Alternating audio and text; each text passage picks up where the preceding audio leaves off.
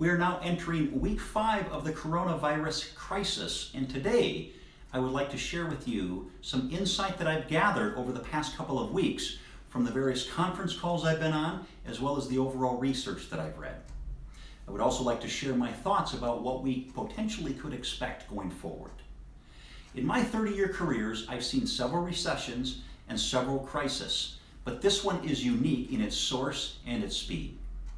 Rather than starting in the financial system like we saw in 2008 and 2009 and then spreading to the overall economy, this crisis began with a halt to the U.S. economy and is now working its way back into the financial system.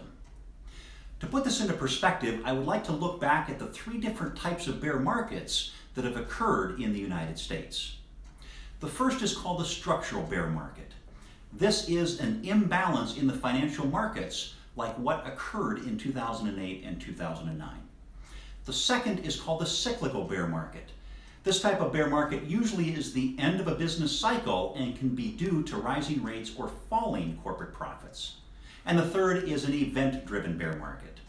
These bear markets tend to be more related to specific events such as an oil price collapse, wars, emerging markets, or the current event that we're dealing with coronavirus. Now, we've all heard different theories and ideas as well as predictions about what is currently going on, but ultimately nobody knows for sure when this coronavirus will subside. I believe there are 3 unknowns that are causing tremendous uncertainty in the overall markets. One is the overall impact of this social distancing. Second is the Federal Reserve's monetary policy and the government's fiscal policy and their impact on the U.S. recovery. And last and most importantly is, when will there be a treatment or a vaccination for the virus? I would like to spend some time on each one of these items and elaborate a little bit more. First, the impact that the coronavirus is having on our overall economy. Consumer spending in the U.S. makes up 70% of our GDP. As we've continued to see shutdowns in manufacturing facilities, restaurants, hotels, and other businesses, employees are asked to stay home. This is having a sharp reduction in spending and therefore having a negative consequence on our overall economy.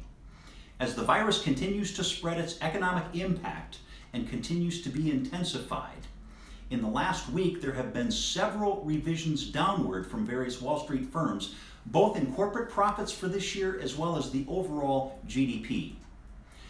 Corporate profit earning estimates for quarter 1 range from -5% to -20%, in quarter 2 -75 to -115, quarter 3 -20 all the way to 0, and in the fourth quarter a +5% all the way up to +20%.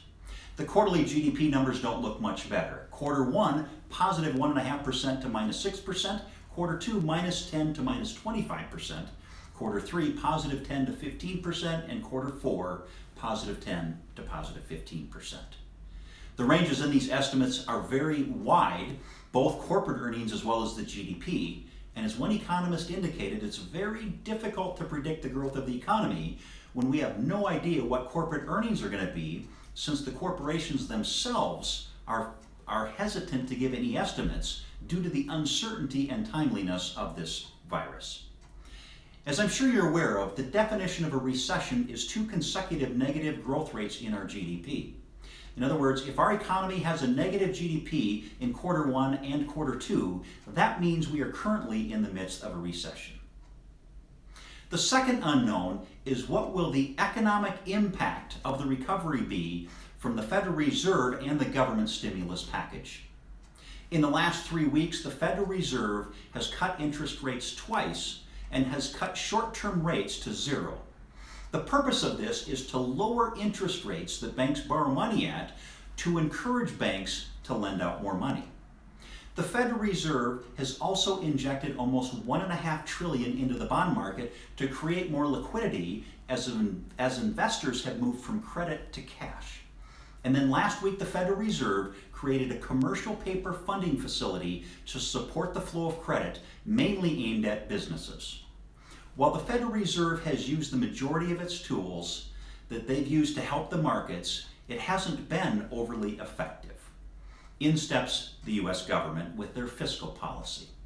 The purpose of this fiscal policy is to help businesses and individuals during this crisis.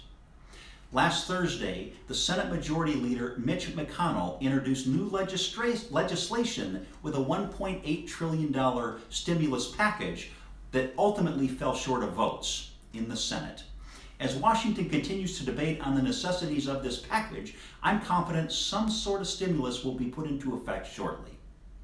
This package, if approved, would give economic relief to businesses and individuals that are most affected by this virus. These may include payroll tax cuts, providing loans and support to businesses as well as individuals that are most affected. The third uncertainty and the biggest unknown, of course, is when will we see the number of cases level off or decline, and ultimately, will there be a treatment or vaccination? It does appear that there are some promising clinical trials with some existing drugs that may work as a treatment but not as a cure. Vaccinations may take longer, but there are many biotech firms working around the clock to be the first to market with a vaccination. Ultimately, everyone is watching to see when the flattening of the infection curve will be, as well as when the number of new cases actually start to decline. According to the CDC's website on Friday, there were a total of 15,219 cases in the United States, with New York at the highest at 6,800, and the total deaths were 201. The number one question that I'm asked, of course, is when is this going to level off? No one knows for sure, but economists think that we are close to the end of the bottom. Others think that we are several weeks away, and yet others indicate that when the number of cases level off, we will see the bottom of the market. I want to share with you 3 thoughts as I conclude this video that pertain to the markets during these challenging times.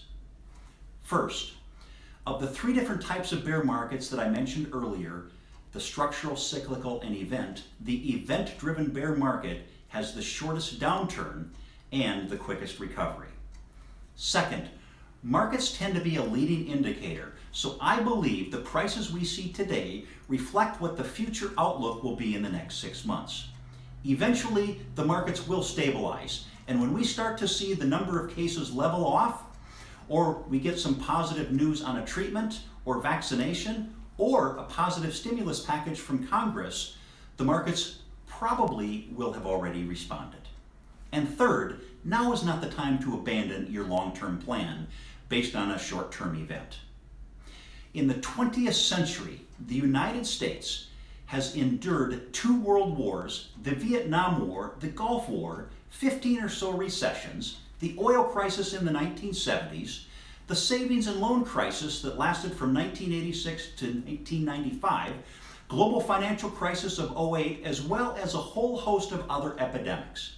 Yet, during this period of time, the Dow Jones Industrials rose from 68 on January 2nd, 1900 to 11,452 on December 31st. As a country, I'm confident we will band together and get through this crisis just like we have done with all of the others.